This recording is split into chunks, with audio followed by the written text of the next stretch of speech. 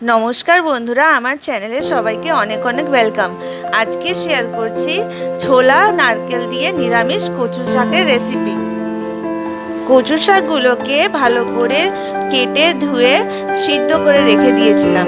এবার এইদিকে কড়াইয়ের মধ্যে তেলের মধ্যে দিয়ে দিয়েছিলাম 5 ফোড়ন, শুকনো লঙ্কা, তেজপাতা দিয়ে কিছুক্ষণ নেড়ে দিয়ে দিলাম কাঁচা লঙ্কা। কাঁচা লঙ্কাটা যখন একটু ফ্রাই হলো, দিয়ে দিলাম সিদ্ধ করে রাখা ছোলাটা কিছুক্ষণ ভাজা ভাজা হয়ে গেছে। তারপরে দিয়ে দিয়েছিলাম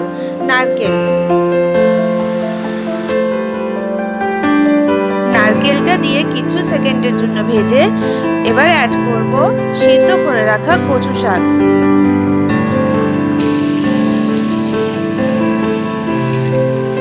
সবকিছু ভালোভাবে মিশিয়ে এবার এক এক করে সব গুঁড়ো মশলা অ্যাড করে দেব। হলুদ গুঁড়ো, নুন আর চিনি।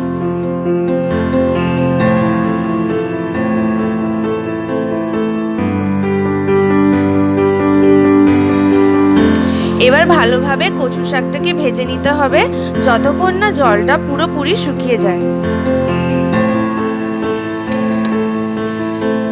ব্যাস তৈরি হয়ে গেল নিরামিষ কচু শাক।